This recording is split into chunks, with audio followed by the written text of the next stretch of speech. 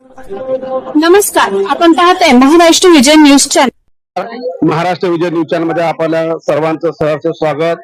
आज आपण अकोला येथील आहोत आणि अनुसूचित जाती आरक्षण उपवर्गीकरण समावर्तन न्याय हक्काचा महामोर्चा अकोल्यातील आपल्याला पाहावा मातंग समाज आपल्यासोबत उपलब्ध आहे। त्यांच्या हक्कांसाठी हे लढताना आपल्याला दिसत आहे। राष्ट्रीय लोकशक्तीचे परिमलजी कांबळे साहेब आहेत, आपण त्यांच्याशी थेट या विषयावर जाणू। साहेब, काय मागण्या आहेत आपल्या?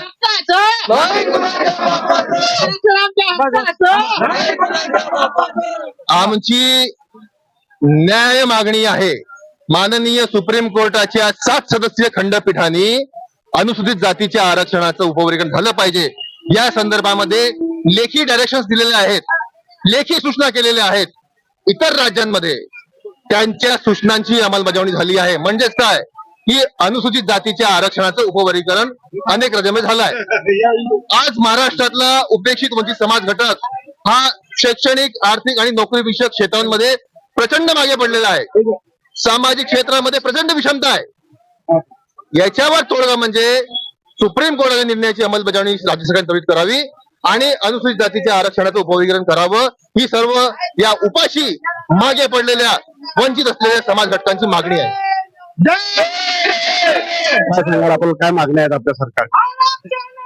सुप्रीम कोर्टाचा उपवर्गीकरणाचा निर्णय आणि बाबासाहेबांचं स्वप्न हे पूर्ण करण्यासाठी जे सुप्रीम कोर्टाने डायरेक्शन दिले आहे ते इतर राज्याप्रमाणे महाराष्ट्रात सुद्धा तात्काळ सुरू केले पाहिजे। जे शेवटच्या घटकापर्यंत, समाजापर्यंत आजपर्यंत आरक्षण पोहोचलं नाही, ते पोहोचण्याचं हे एक उपवर्गीकरण एक चांगला उपक्रम आहे।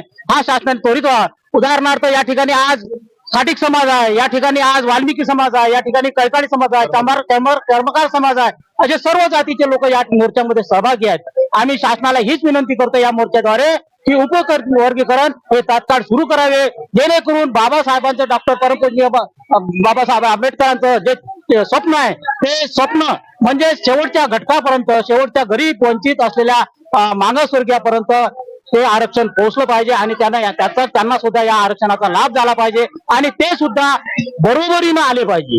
जे आज गावाखेड्यामध्ये जे काही उपेक्षित समाज आहेत त्यांना अजूनपर्यंत आरक्षणाचं काही समजत नाही, अशा लोकांना, जे सुशिक्षित आहे परंतु त्यांना अजूनपर्यंत नोकरी नाही, सेवा नाही, अशा लोकांना सुद्धा आरक्षण मिळालं पाहिजे, अशी या प्रसंगी आमची मागणी आहे।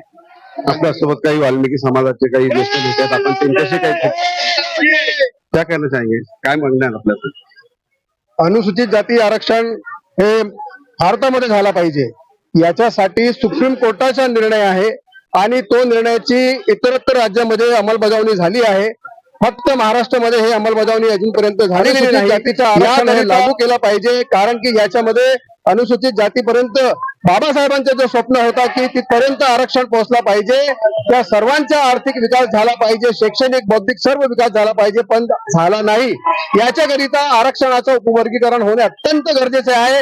बाबासाहेबांचं स्वप्न साकार करण्यासाठी आम्ही सर्व इथे वाल्मिकी समाजाच्या वतीने या अनुसूचित जाती आरक्षण मोर्चामध्ये उतरलेले आहे आणि मातंग समाज, खाटीक समाज, चर्मकार समाज आणि वाल्मिकी समाज सुद्धा ताकदीने या मोर्चामध्ये जोपर्यंत आमचं उपवर्गीकरण होणार नाही तोपर्यंत आम्ही थांबणार नाही, अशी मी ग्वाही देतो।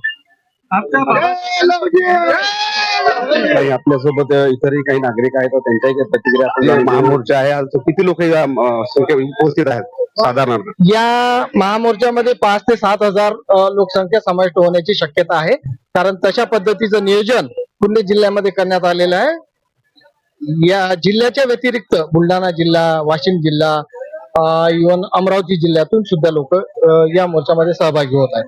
इतर जिल्ह्यामध्येही यासाठी आपले आंदोलन चालू आहे, तर तिकडले आंदोलन झाल्यावर तिकडले काही लोक आलेले आहेत या आंदोलनामध्ये? हो, याकरता एवढंच नाही तर पुण्यावरून सुद्धा, मुंबईवरून सुद्धा जे नेते मंडळी आहे उपवर्गीकरणाच्या अनुषंगाने इथं पोहोचत आहे, असे त्यांचे निरोप आहेत। याकरता आम्ही जिल्ह्यात जरी आवाहन केलं असलं तरी इतर जिल्ह्यातून फार मोठा प्रतिसाद मिळाला आहे। त्यामुळे इतर जिल्ह्यातून सुद्धा मातंग समाजच नाही तर चर्मकार समाज, खाटीक समाज, मेहतर समाज, हे सर्व समाज याच्यामध्ये समाविष्ट होतात। हा महामोर्चा कुठून कुठपर्यंत निघणार आहे इथून अकोल्यातून? या महामोर्चाचं मार्गक्रमण स्वराज्य भवन इथून सुरू होईल. इथून सुरू झाल्यानंतर इथून आपण जाणार आहे पंचायत समिती आणि पंचायत समितीकडून जिल्हा परिषदकडे म्हणजे कलेक्टर ऑफिसला त्याचा समारोप होईल. तर हे होते महामोर्चाचे आयोजक जाती उपवर्गीकरणासाठी इथं आलेले सर्व नागरिक आणि जेणेकरून त्यांचा हा महामोर्चा जो आहे हा स्वराज भवन ते कलेक्टर ऑफिस पर्यंत मार्गे जाणार आहे. कॅमेरा पर्सन सोबत न्यूज रिपोर्टर विजय रमेश कुचे.